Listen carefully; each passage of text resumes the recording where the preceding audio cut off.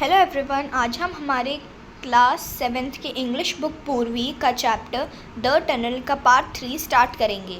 तो फिर हमने हमारे पहले 2 पार्ट्स में ये देख लिया था कि जो बच्चा था सूरज और सुंदर सिंह, उन दोनों में मतलब बातें हो रही थी कि आप यहाँ पे कब से हो, वो जो चीता है वो आपका है किसका है, ऐसे।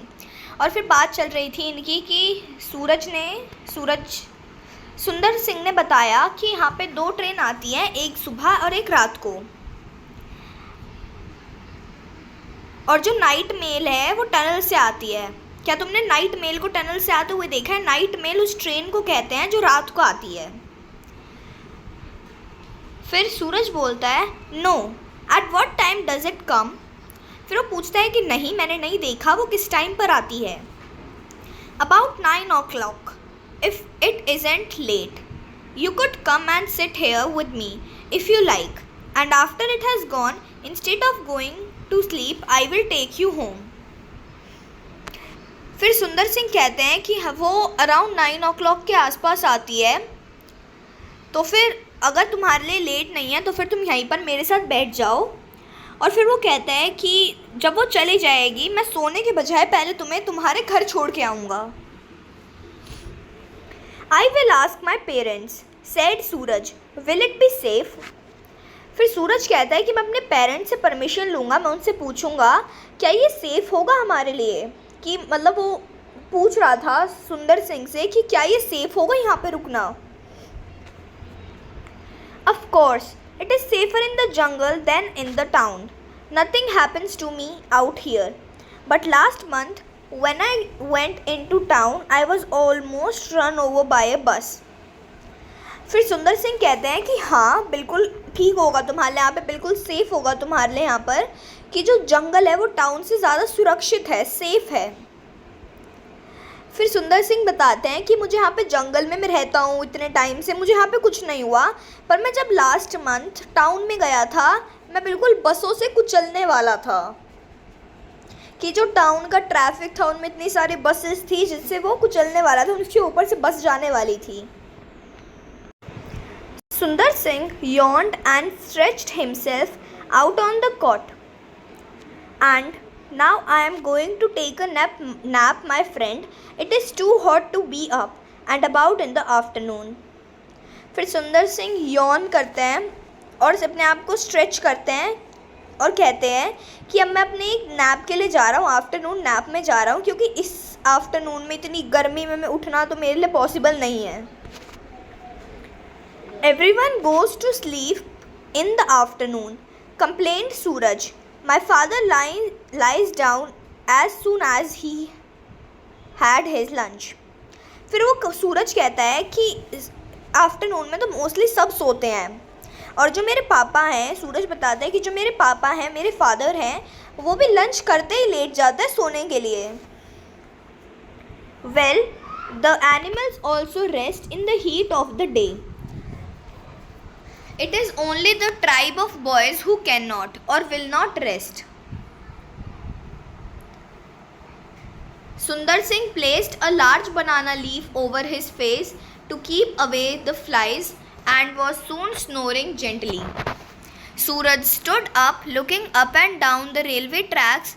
Then he began walking back to the village.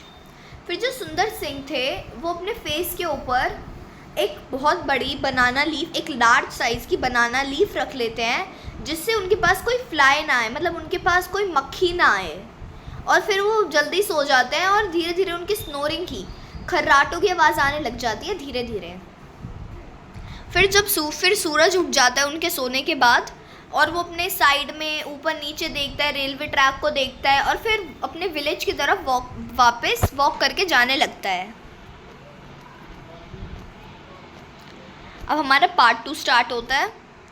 The following evening, towards dusk, as the flying foxes swooped silently out of the trees, Suraj made his way to the watchman's hut. swooped का मतलब है moved quickly through the air downwards. फिर next evening के time पे, मतलब अंधेरा होने वाला था उस टाइम पे, इवनिंग का समय था, उस टाइम पे फॉक्सेस बिल्कुल एकदम झटके से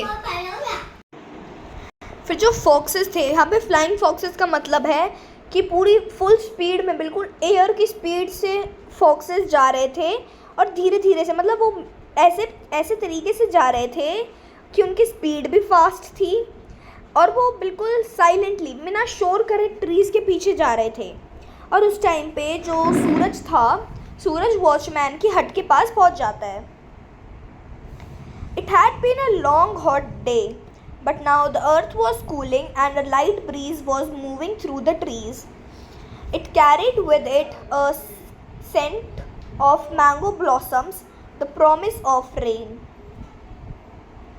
फिर वो बात करते हैं कि मतलब वो बताते हैं कि एक ही बहुत लंबा हॉट डे था, मतलब बहुत ज़्यादा गर्मी से भरा हुआ दिन था, पर जो उस टाइम पे, जिस टाइम की वो बात कर रहे हैं, उस टाइम पे थोड़ी सी अर्थ कूल होने लग गई थी, ठंडी होनी शुरू हो गई थी और लाइट ब्रीज, हल्की हल्की हवा, हल्की हल्की ठंडी हवाएं बह रही थी ट्रीज़ के बीच में से, और उसमें मैंगो ब्लॉसम्स की सेंट, मतलब स्मेल आ रही थी मैंगो ब्लॉसम्स की, और रेन की प्रॉमिस की कि हाँ रेन होगी।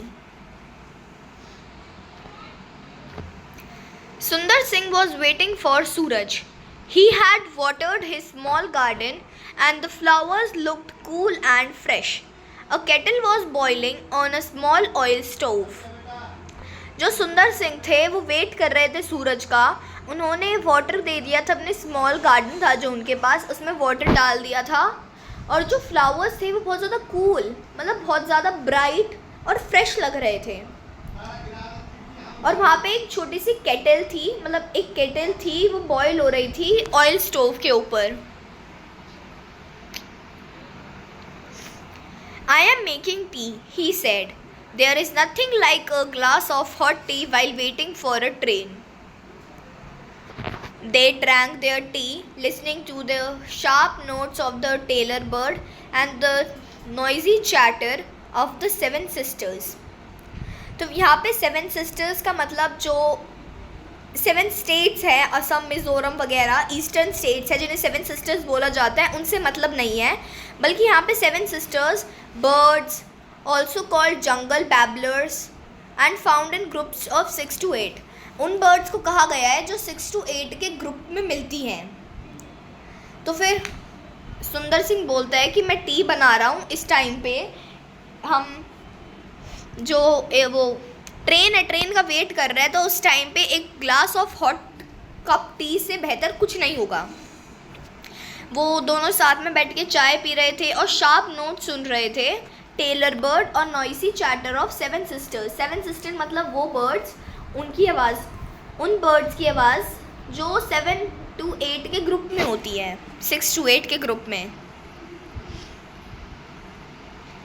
As the brief twilight faded, most of the birds felt silent.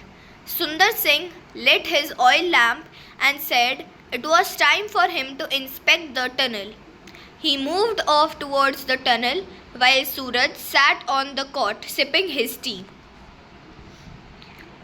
In the dark, the trees seemed to move closer to him, and the nightlife of the forest was conveyed on the breeze. फिर जब Twilight आने लग गई, अंधेरा होने लग गया, तो फिर मोस्टली सारी बर्ड साइलेंट हो गई, बिल्कुल शांत हो गई। और जो सुंदर सिंह थे उन्होंने अपना ऑयल लैम्प जलाया और बोला कि अब मेरा टनल को इंस्पेक्ट करने का टाइम है, अब मेरा टनल को देखने का टाइम है, अब मैं जाके टनल को देखूंगा कि टनल में कहीं पे कोई प्रॉब्लम तो नहीं है। तो फिर वो टनल की तरफ जाने लगा, और जो सूरज था वो कॉट पे ही बैठा हुआ था और अपनी टी की सिप ले रहा था। तो फिर फॉरेस्ट एरिया था, जैसे जैसे डार्क होता गया तो ऐसा लग रहा था कि जो ट्रीज़ हैं वो उसकी तरफ क्लोज़र आते जा रहे हैं, उसके नज़दीक आ रहे हैं।